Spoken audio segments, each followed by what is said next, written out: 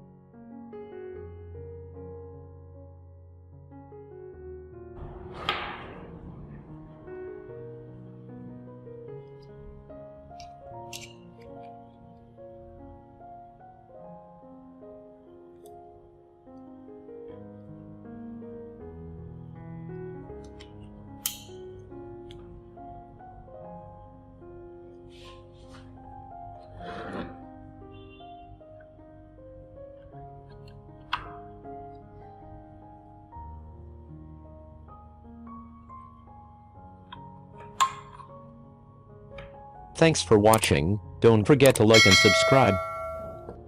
Good luck.